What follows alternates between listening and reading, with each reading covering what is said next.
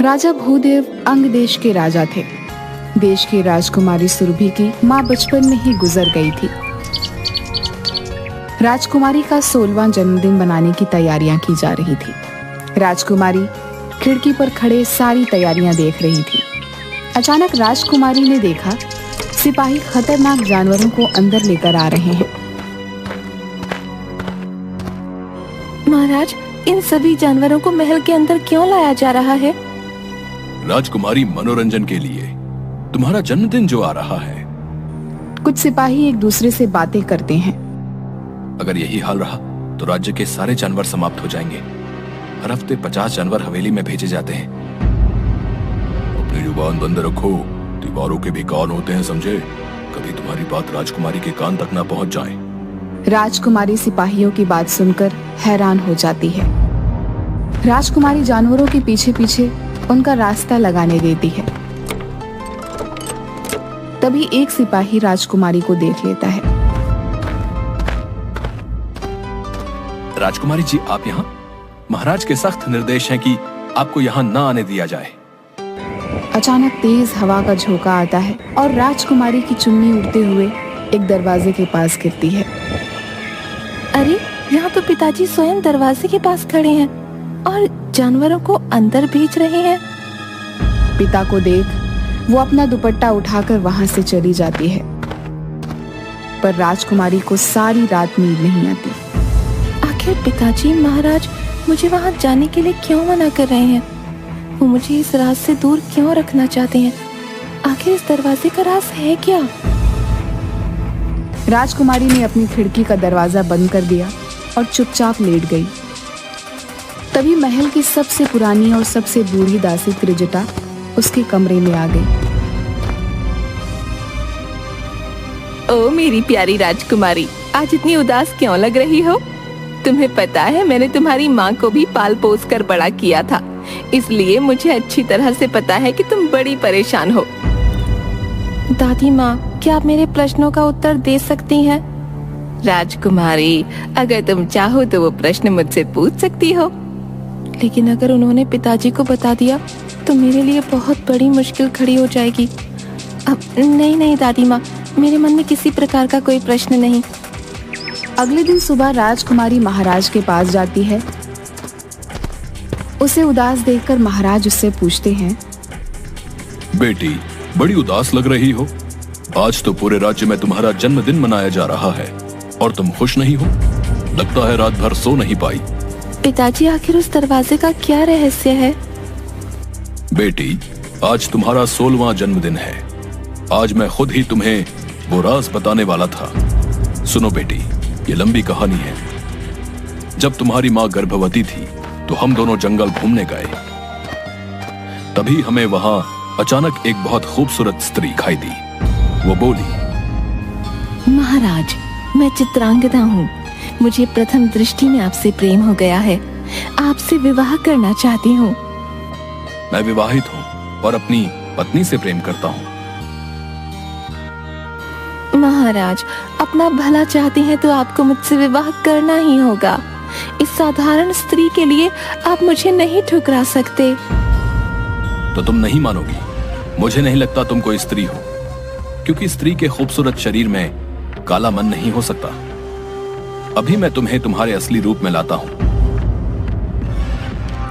महाराज अपने पवित्र रुद्राक्ष की माला का एक रुद्राक्ष उस स्त्री के ऊपर फेंक देते हैं और ऐसा करते ही वह अपनी असली बदसूरत और भयंकर रूप में आ जाती है। सही पहचाना। जादूगरनी असुरबाला हूँ। तू अपनी पत्नी के रूप पर बड़ा घमंड करता है ना? आज के बाद तुझे अपनी पत्नी के चेहरे से घृणा हो जाएगी। राजकुमारी, जादूगरनी ने तुम्हारी माँ को श्राप देते समय ये भी कहा कि जल्दी ही तुम्हें एक बेटी पैदा होगी। जब तुम्हारी बेटी तुम्हारी शक्ल देखेगी तो वो भी तुम्हारे जैसी ही हो जाएगी। और ऐसा कहने के बाद वो न जाने कहां गायब हो गई। तुम्हारे जन्म के कुछ समय के बाद एक दिन अचानक ही महारानी का चेहरा बहुत भयंकर हो गया। उसके चेहरे पर हर तरफ सांप लटकने लगे, आंखें अंगारों की तरह जलने लगी, शरीर एक सूखे पेड़ की तरह, आवाज सांप की फुफकार की तरह। यहां तक कि वो किसी भी जीवित पशु पक्षी या इंसान को खाती है और प्यास लगने पर रक्त पीती है।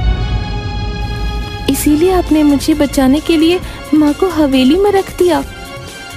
बेटी, मैं तुम्हारी माता से बहुत प्यार करता हूँ। मैं उनसे दूर नहीं रह सकता था, इसलिए उनके लिए एक महल बनवा दिया जिसका ये दरवाजा है। इसमें तुम्हारी माँ के लिए ये जानवर भेजे जाते हैं जिन्हें खा के वो अपनी भूख मिटाती है। राजकुमारी अपनी माँ की यह कहानी सुन बड़ी उदास हो गई और बोली, पिताजी महाराज, क्या माँ के श्राप का कोई तोड़ नहीं? हाँ बेटी, तोड़ है। कुछ वर्ष पहले जब मैं जंगल में शिकार की तलाश में था तो मुझे वो जादूगरनी फिर से मिली। वो मरने वाली थी और शर्मिंदा थी। उसने मुझे तुम्हारी माँ को इस शाप से हमेशा के लिए मुक्त होने का इलाज बताया। तो आपने इतने दिन तक किसी को बताया क्यों नहीं? बेटी, उसने कहा था ये इलाज मैं सिर्फ जब तुम 16 वर्ष की हो जाओ तो पहली अमावस पर इस श्राप को तोड़ा जा सकता है।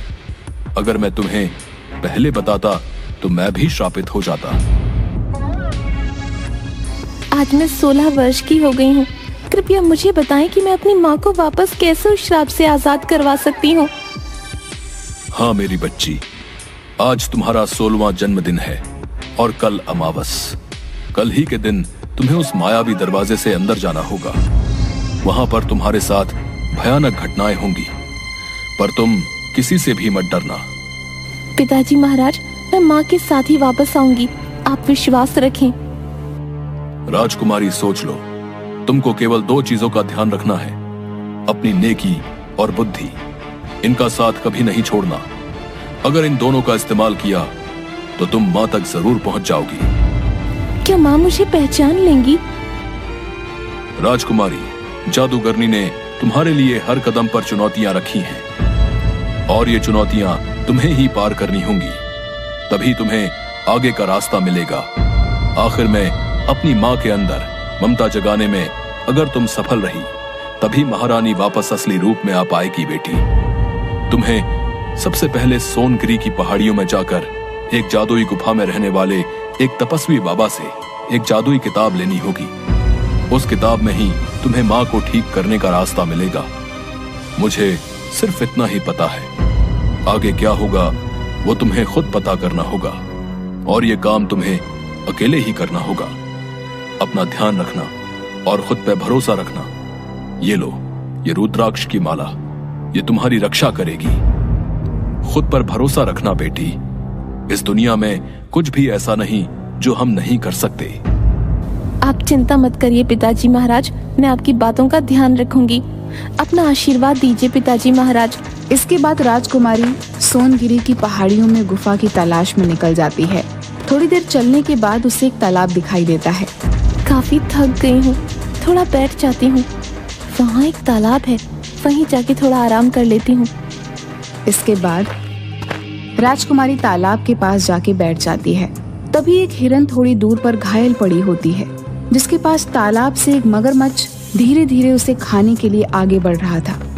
यह देखकर राजकुमारी तुरंत उस हिरन के पास भाग के जाती है और उस मगरमच्छ के सामने जाकर खड़ी हो जाती है।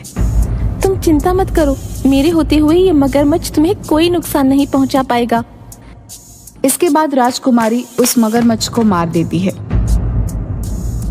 तभी मगरमच्छ एक सुंदर कन्या में बदल जाती है। आप कौन हैं? मैं जल की देवी हूँ। एक बार एक तांत्रिक ने मुझे इस मगरमच्छ के रूप में कैद कर दिया ताकि वो इस तालाब के जादुई जल के साथ जो चाहे वो कर पाए। ये वन कोई साधारण वन नहीं, इस वन को देवराज इंद्र ने यहाँ के राजा को दिया था तोहफे में। इस वन की हर चीज जादुई है। अब वो तांत्रिक अपनी मनमानी नहीं कर पाएगा। तुम्हारा बहुत बहुत धन्यवाद राजकुमारी। बताओ मैं तुम्हारी कैसे मदद कर सकती हूँ? इस वन में एक गुफा है जहाँ एक तपस्वी बैठते हैं। उनसे मुझे उनकी जादुई किताब लेनी है। वो किताब तो लोगों को उनकी मंजिल दिखाती है। इस उम्र में भला तुम्हें तुम्हारी कौन सी मंजिल जाननी है? जल देवी, मुझे अपनी माँ को बचाना है। एक जादूगरनी के श्राप से वो एक राक्षसनी में बदल गई हैं। उनकी मुक्ति के लिए मुझे उस जादुई किताब तक पहुँचना ही होगा। तुम्हारी वजह से इस कैद से मैं आजाद हो पाई हूँ। इसलिए मैं तुम्हें गुफा तक पहुंचाऊंगी। उस गुफा का रास्ता इसी तालाब से होकर जाता है। वहां तक सही सलामत पहुंचने में ये जलरथ तुम्हारी सहायता करेगा। मैं तुम्हारी कामयाबी के लिए प्रार्थना करूंगी। जाओ, तुम्हारी यात्रा सफल हो। इसके बाद राज